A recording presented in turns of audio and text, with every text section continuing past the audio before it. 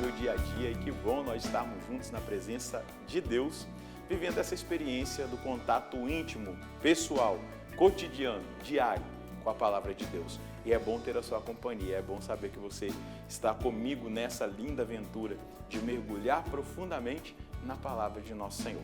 Vamos suplicar ao Espírito Santo para que Ele possa nos conduzir no estudo bíblico de hoje. Em nome do Pai, do Filho e do Espírito Santo. Amém. Vinde, Espírito Santo, enchei os corações dos vossos fiéis e acendei neles o fogo do vosso amor. Enviai o vosso Espírito e tudo será criado e renovareis a face da terra. Oremos, ó Deus que instruíste os corações dos vossos fiéis, como a luz do Espírito Santo. Fazei que apreciemos retamente todas as coisas, segundo o mesmo Espírito, e gozemos sempre da sua consolação, por Cristo Senhor nosso. Amém. Quero convidar você a pegar aí a sua Bíblia e o seu caderno para nós darmos prosseguimento ao estudo do livro do Gênesis. Anota aí o texto, Gênesis capítulo 9, versículos de 18 a 29. Gênesis capítulo 9, versículos de 18 a 29. Vamos ler o texto bíblico e depois meditá-lo. Os filhos de Noé que saíram da arca foram Sem, Cã e Jafé. Cã é o antepassado de Canaã. Esses três eram os filhos de Noé, pelos quais se povoou toda a terra.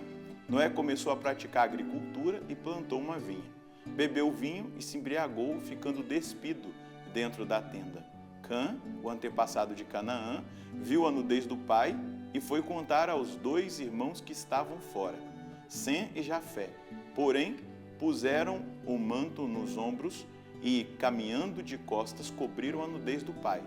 Como estavam de costas, não viram a nudez do pai. Despertando da embriaguez, Noé ficou sabendo o que fizera o filho mais novo e disse: Maldito seja Canaã, que se torne o último dos escravos e de seus irmãos. E acrescentou: Bendito seja o Senhor Deus de Sem, e Canaã seja seu escravo. Que Deus faça prosperar Jafé, que ele habite nas tendas de Sem, e Canaã seja seu escravo. Depois do dilúvio, Noé viveu 350 anos. Quando morreu, tinha completado 950 anos de idade. A palavra que nós precisamos interpretá-la com um pouquinho mais de cuidado, mas é importante. Vamos lá. Versículo 18. Os filhos de Noé que saíram da arca foram Sem, Cã e Jafé. Cã é o pai de Canaã. Esses três eram os filhos de Noé e a partir deles foi povoada toda a terra. Noé, que era agricultor, iniciou a plantação de uva, mas ao tomar vinho, embriagou-se e ficou despido dentro de sua tenda. Cã, pai de Canaã, viu a nudez do pai e foi contá-lo aos seus dois irmãos que tinham ficado de fora. Então, aqui, a primeira coisa, a terra começa a ser povoada a partir dos filhos de Noé, não é? Sem, Cã e Jafé. Então, a partir deles, né, com as noras, com as esposas, na verdade, noras de Noé, tem essa imagem da repovoação da face da terra. Então, Noé se torna um agricultor. E como agricultor, ele planta uma vinha. E dessa vinha, ele aprende a fazer o vinho, não é? E desse vinho, ele vive um momento de embriaguez e ele fica nu. Alguns estudiosos dizem que a nudez aqui de Noé, vista por Cã, Cã não teve uma relação homossexual com o seu pai. Os estudiosos dizem que essa palavra dura, determinada sobre Cã, por parte de Noé, é porque Cã teve uma relação incestuosa com a sua mãe, com a esposa de Noé, porque os dois tinham bebido e estavam nus dentro da tenda e Cã vai lá ver o pai nu e ele mantém uma relação sexual com a sua mãe, que dessa relação sexual vem o filho Canaã, que é amaldiçoado. Então, os estudiosos dizem exatamente isso. Por quê? O ver o pai nu tem pode ser considerado até uma doença, né? Chama voyeurismo, que é atração que pessoas têm de verem outras nuas. Então, vai num banheiro público e fica olhando a pessoa lá, olha a pessoa tomar banho, é uma série de coisas nesse nível. Então, tem um nome, voyeurismo, é uma tendência. E aqui não denota que Cã tenha tido essa questão de ter sido atraída ali pelo seu pai nu. O que aparenta e o que os estudiosos da Bíblia dizem é que foi uma relação incestuosa com a mãe, e daí veio um filho chamado Canaã, não é? Cã, versículo 22, né? Pai de Canaã viu a nudez do pai e foi contá-lo a seus 2 irmãos que tinha ficado fora. Então, não vamos entender cronologicamente aqui a Canaã. Então, Canaã é o fruto dessa relação incestuosa. E é interessante nós percebermos que a descendência de Israel, o povo eleito, vem de Sem, não é? E depois Canaã vai ser a terra aonde o povo de Israel vai, sai da tua terra, Abraão, e vai para a terra que eu te mostro. É a terra de Canaã, onde os cananeus se tornaram escravos do povo de Israel. Então, acontece aquilo que está relatado aqui na Bíblia historicamente. Sem e Jafé, porém, pegaram o manto, puseram-no aos ombros e, andando de costas, cobriram a nudez do pai. Como estavam voltados para trás, não viram a nudez do pai. Despertando da embriaguez, Noé soube o que fizera o filho mais novo e disse: olha só, não é só porque ele viu o pai nu, algo mais aconteceu. Por isso que os estudiosos dizem que foi uma relação incestuosa com a própria mãe, que também deveria estar ali embriagada, não é? Maldito seja Canaã, que seja... Vou voltar no versículo 24. Despertando da embriaguez, Noé soube o que fizera o filho mais novo e disse: maldito seja Canaã, que seja o escravo dos escravos de seus irmãos. Veja só, que seja o escravo dos escravos dos seus irmãos.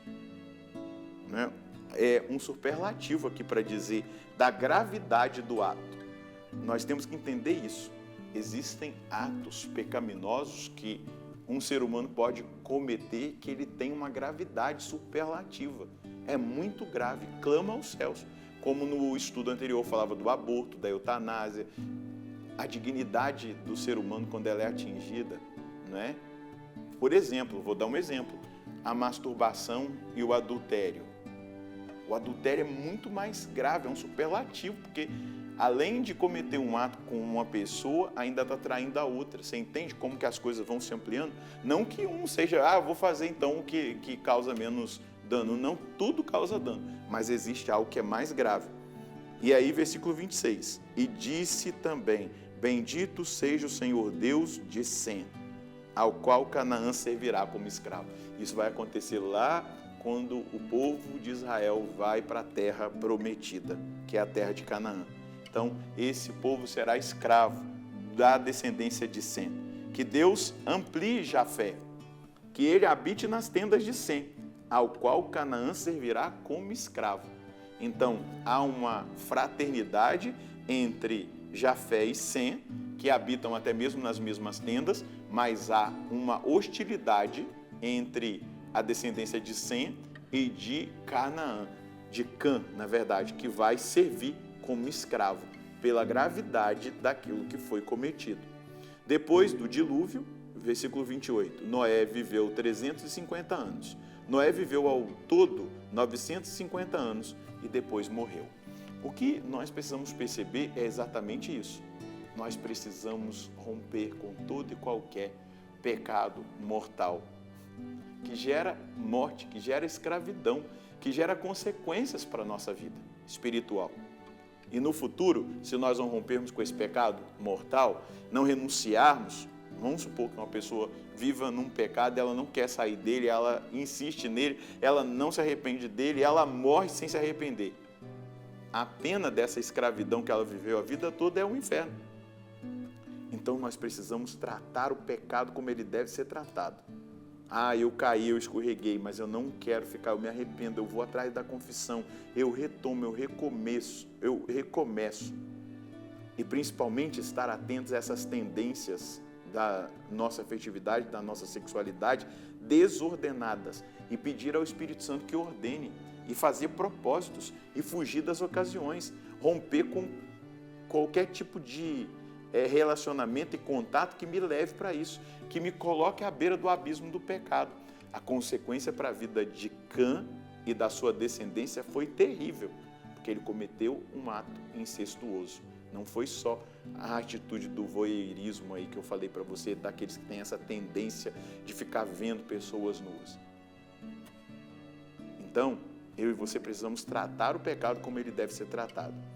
Qual é a mensagem que nós precisamos colher hoje? Não podemos brincar com o pecado e a malícia do pecado. Devemos romper com aquilo que nos leva a pecar e a nos desviar do caminho de Deus. Isso diz de relacionamentos, contatos ou qualquer coisa que nos possibilite pecar. A nossa decisão deve ser pela radicalidade. Dessa forma, caminharemos na bênção e seremos agradáveis a Deus. Principalmente nesses tempos, o pecado sexual, a gente está vendo aqui de um pecado sexual, eles estão em alta, tudo, televisão, séries, filmes, novelas, celular, pornografia.